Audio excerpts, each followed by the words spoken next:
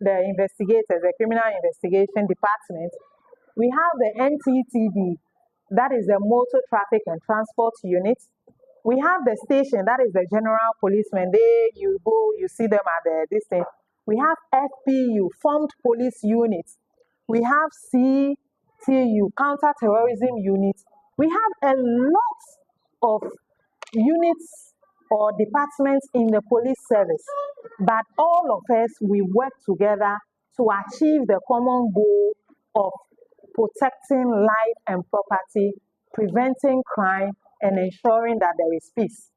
So there are a lot. Even we have police doctors, we have surgeons in the police service, we have nurses in we have engineers, we have teachers, we have lecturers, all in the police service.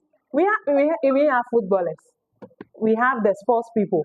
So we have the sports department in the police service. So the police service is like another community on its own that have the head, the leg, and all of us make up the body. So that is how the police service is. I saw staff personnel uniform, and they have a tag. They have an initial like and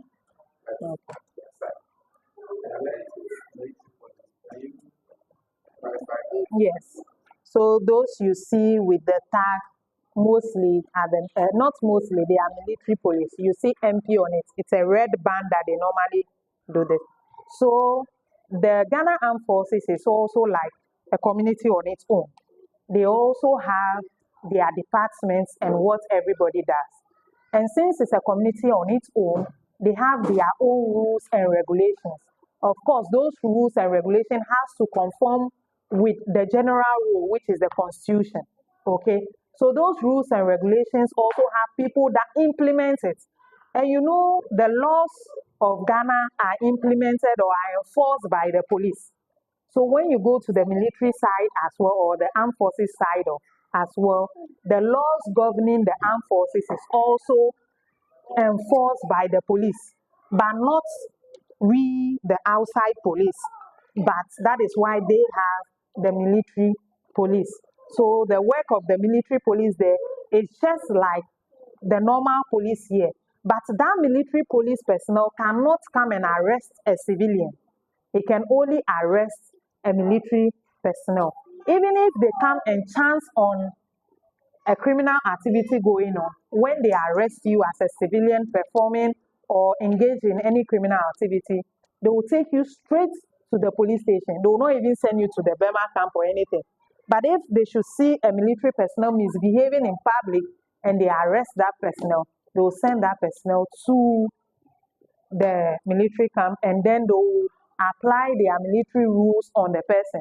Of course, as a military personnel, you have to be extra careful because you have the military rules governing you and the general rules governing you as well. So when you are involved in any criminal activity, you can be sanctioned criminally at the military side and then at the general side. So they can arrest you, send it to Burma camp, do whatever they need to do with you there, and after that, pam, they bring you to the police station, and then we'll continue with you there. So that is how it works. So as if you have ambitions of joining the security service, you have to be extra careful. The moment you enter the security service, you are no more an ordinary person. Being that whenever what an ordinary civilian will do, and they will feel like, oh, let's pardon him, let's fine him, maybe he's not aware. When you are security personnel and you do it, there is nothing like, I did not know. Even though generally we say ignorance of the law is no excuse, when it comes to a policeman, as for your own, you have no defense at all because you are the one that is protecting these laws. You are the one that is enforcing these laws. So if you go and commit the same crime and you say you do not know, then what are you doing in the police service? So the laws are more harsh on us and strict on us than a normal civilian walking around.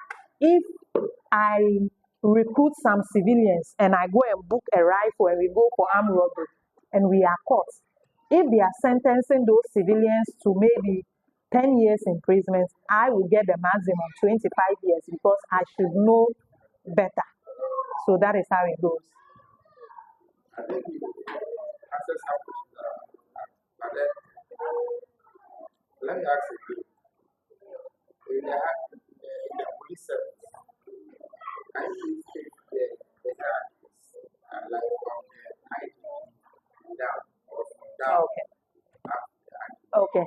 So our hierarchies, we start from the junior most, who is a constable. Constable. We have a constable, we have a lance corporal, we have corporal, sergeant, inspector, chief inspector. From chief inspector downwards is what we call other ranks. We are the junior ranks. So when it comes to the junior ranks, the senior most of the junior rank is the chief inspector. Then we start again from chief inspector, you are able to move to ASP, assistant superintendent of police, ASP. That is a senior rank, but it's as if you have gone to school, class 1, class 2, class 3, class 4. Class 6, you became a senior most. Then when you go to Form 1, you become a junior again. That applies to our system as well. So now you go to ASP, it looks like a class 1 of the seniors, but that is a senior officer who when I see on the road with my beret on, I have to salute. Okay, so ASP, DSP, then we have superintendents. Okay, then we have chief super, then we have ACP, assistant commissioner of police, then we have commissioner of police, then we go to IGP. So IGP is the senior most rank, and IGP is only held by one person. But all the other ranks, you can have multiple of us. Because you know, the police service, it is assumed that it is the IGP that is the police. Then the IGP delegates his powers to the other ranks. So when you come to TEMA right now, we may not have an IGP, but we have someone who represents the IGP here. That is the regional commander of TEMA. We have regions, but when it comes to the security services, we have more regions than what we have generally. TEMA is a region on its own when it comes to police service. So as we have 16 regions in Ghana, we are having about, I think, 32 regions in the police service. And all those people have commanders who represent the IGP. Under those commanders are district commanders and other things. We have the crime officers and a whole lot. So the hierarchy of the Ghana Police Service is voluminous, it's huge. It's even difficult to know all.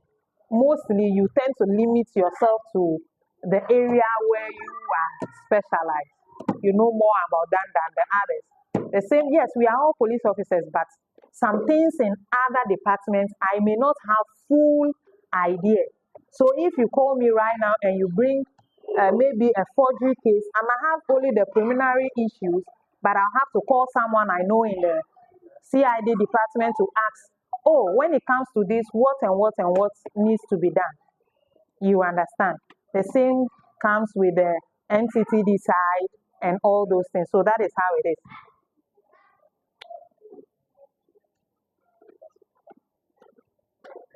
Okay. So